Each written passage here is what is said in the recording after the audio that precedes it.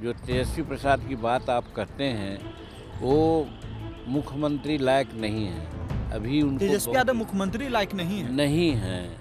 अभी उनको बहुत सीखना है कि जिसका नेता ही कमज़ोर है तो फिर उस पार्टी का क्या हाल होगा। अब तेजस्वी यादव को कमजोर नेता मानते हैं सर। एकदम कमज़ोर मानते हैं, इसलिए कि क्या उनका राजनीतिक लाइफ है सो पहले बताइए। दो बार डिप्टी सीएम बिहार के रहे हैं। हाँ, चुनाव जीत करके आ गए पिताजी के नाम पर। देखिए चेंज हो लेकिन सूटेबल सब्स्टिट्यूट के साथ होना चाहिए। वहाँ सूटेबल सब्स्टिट्यूट बिहार में नीतीश कुमार का अभी कोई नहीं दिखता है। नीतीश कुमार का विकल्प कोई नहीं है। विकल्प अभी कोई नहीं है। मीटिंग करने जा रहे हैं या आप अपनी ताकत दिखाने जा रहे हैं? नहीं, हम लोग अपने लोगों को एकत्र करने जा रहे हैं और गोलबंद करने जा रहे हैं। जैसे पंजा मारता है हमारे लोगों पर, माले वाले लोग, आईपीएफ वाले लोग, सीपीआई वाले लोग। अब ये बैठेंगे हम लोग, एनडीए में लोग बैठेंगे, नेता लोग समझेंगे, उसमें हमारे लोग भी रहेंगे, तो इस पर हम लोग आगे विचार करेंगे। वो किसी को कह करके और मीडिया में बात कह करके हम अपनी बात को आगे नहीं बढ़ाएंगे। नमस्कार, आप देख रहे हैं लाइव सिटीज़। मैं हूं आपके साथ सौरभ राज। बिहार में इसी साल विधानसभा के चुनाव होने हैं। एनडीए भी मजबूती से चुनावी मैदान में उतर गई है।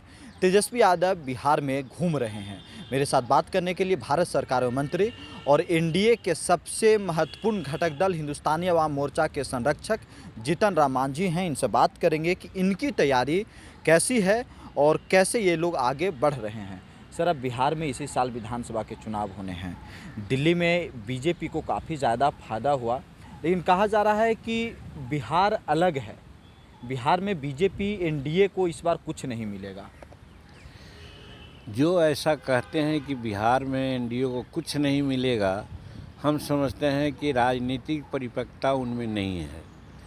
बिहार पहले भी एनडीए को काफ़ी दिया है और आगे वाला चुनाव में भी बिहार में आप देखिएगा कि हम लोगों का टारगेट है कि 2025 में 225 सीट लेकर के आएंगे और एनडीए की सरकार बनाएंगे। आपकी जो दावा है, आरजेडी के लोग कह रहे हैं कि नहीं, इस बार सत्ता में आरजेडी वापसी करेगी, मुख्यमंत्री के कुर्सी पे तेजस्वी यादव बैठेंगे, नीतीश कुमार का रिटायरमेंट का समय आ गया है। एक ख्याली पुलाव है उनका, दीवा स्वप्न वैसा देख रहे हैं।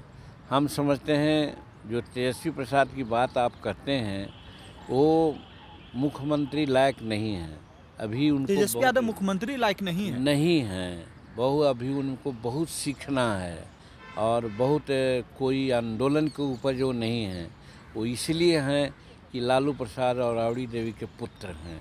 वैसी परिस्थिति में अपने को अगर मान लें और उनके नेतृत्व में जब भी चलने की बात आती है, खास करके महागठबंधन का, तो आप यही से समझ सकते हैं कि जिसका नेता ही कमज़ोर है तो फिर उस पार्टी का क्या हाल होगा। अब तेजस्वी यादव को कमज़ोर नेता मानते हैं सर। एकदम कमज़ोर मानते हैं, इसलिए कि क्या उनका राजनीतिक लाइफ है सो पहले बताइए। दो बार डिप्टी सीएम बिहार के रहे हैं। हाँ, चुनाव जीत करके आ गए पिताजी के नाम पर। क्या कहीं कोई आंदोलन किए हैं, कहीं कोई ऐसा जो क्या समस्या के लेकर के कोई क्रांति उन्होंने की है? ये सब कुछ है उनके इतिहास में? सिर्फ एक ही है कि वो लालू यादव और राबड़ी देवी के पुत्र हैं।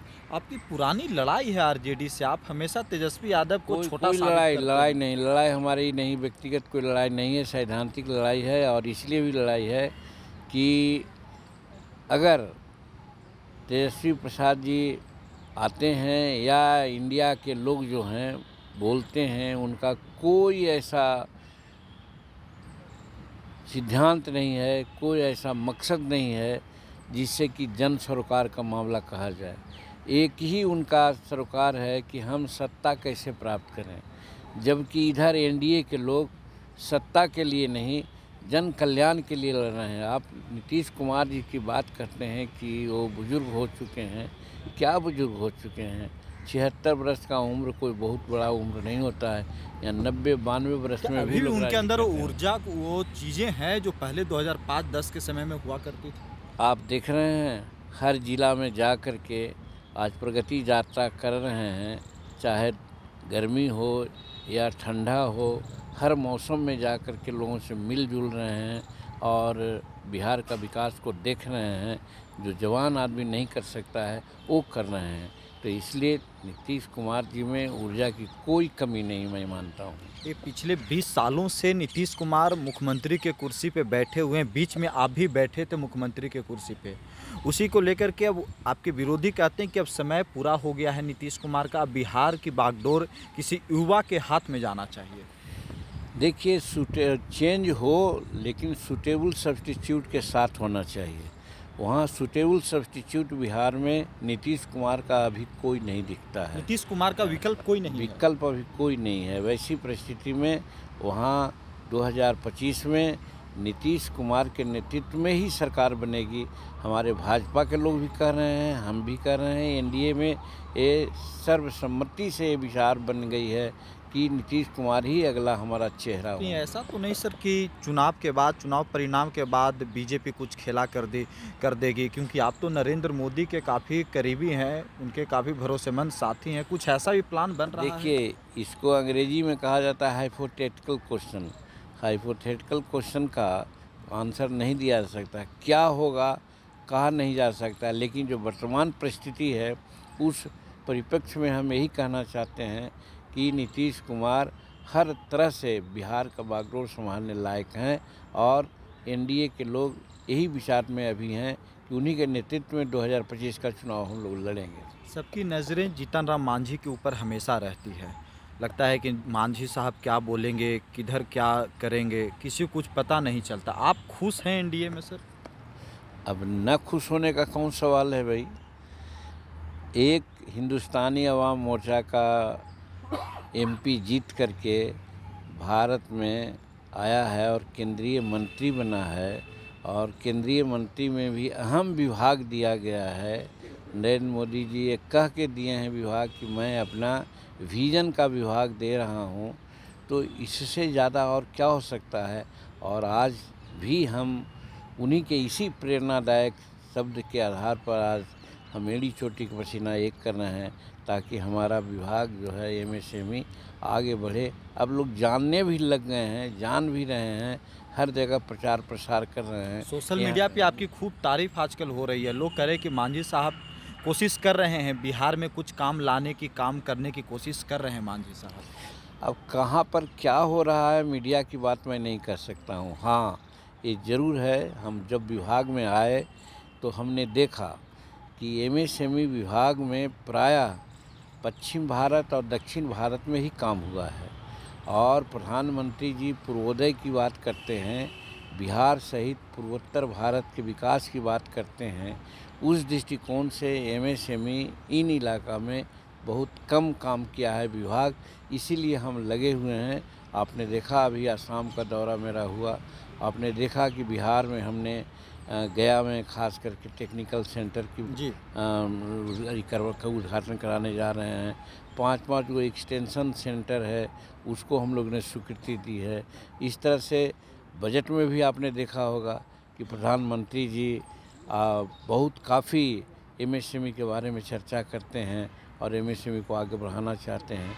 तो इतना अच्छा हम विभाग देख करके उन्होंने मुझे एक तरह से गौरवान्वित नहीं किया, बल्कि एक काम करने का हमको जिम्मेदारी अवसर आपको दिया, दी गई है। जिम्मेदारी दी गई है। बिहार को आपसे काफ़ी ज़्यादा उम्मीदें हैं सर। लोग को लग रहा है कि अब बिहार के लोग सेंटर में हैं, बिहार को आगे बढ़ाएंगे। क्या इस बार 5 साल में जीतन राम मांझी कुछ बड़ा, कुछ अच्छा बिहार को देंगे? निश्चित रूप में हमें जो विभाग मिला है उस विभाग से खास करके गरीब लोगों का आज हमारे सामने सबसे बड़ी समस्या आ रही है नियोजन की, बेरोजगारी की। जी। और एमएसएमई में आप देखते हैं प्रधानमंत्री विश्वकर्मा योजना एक ऐसी योजना है जहां 18 प्रकार के ट्रेड्स में काम होते हैं।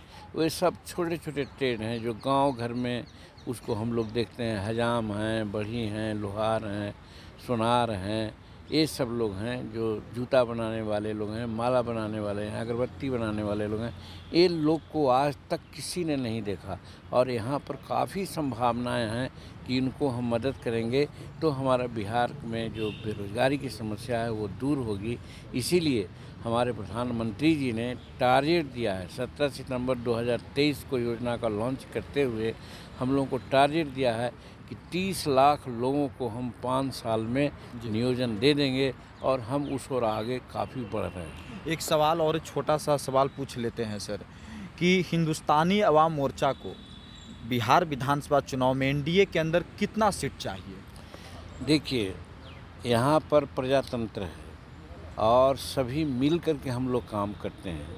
हम लोग वो काम करेंगे और बिहार में भी करेंगे जिससे कि एनडीए को फ़ायदा हो, और जब एनडीए के लोग बैठेंगे तो आपस में विचार विमर्श करके जीतने वाला सीट हर संभाग के लोगों को, हर तबके के लोग जो हमारे पार्टी में हैं, गठबंधन में हैं, उनको दिया जाएगा।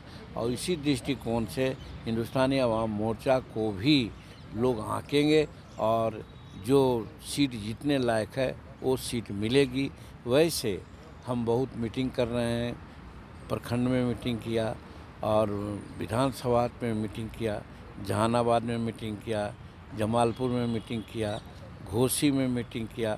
28 फरवरी को गया पटना का गांधी मैदान में मीटिंग करने जा रहे हैं, जिसमें काफ़ी मीटिंग करने जा रहे हैं या आप अपनी ताकत दिखाने जा रहे हैं? नहीं, हम लोग अपने लोगों को एकत्र करने जा रहे हैं और गोलबंद करने जा रहे हैं। जिसे पंजा मारता है हमारे लोगों पर माले वाले लोग, आईपीएफ वाले लोग, सीपीआई वाले लोग, वो लोग करता हमारे लिए कुछ नहीं, लेकिन हमारे लोगों को बरगलाता है। इसलिए उन लोग को एकजुट करने के लिए हम इस प्रकार का सम्मेलन। पिछली बार आप 7 सीटों पे चुनाव लड़े थे, उससे आपकी पार्टी आज के समय में मजबूत हुई है, तो और आगे भी ज़्यादा सोच रहे होंगे सर आप? अब ये बैठेंगे हम लोग, एनडीए में लोग बैठेंगे, नेता लोग समझेंगे, उसमें हमारे लोग भी रहेंगे, तो इस पर हम लोग आगे विचार करेंगे। वो किसी को कह करके और मीडिया में बात कह करके हम अपनी बात को आगे नहीं बढ़ाएंगे। चलिए शुक्रिया सर, थैंक यू हमारे साथ बात करने के लिए।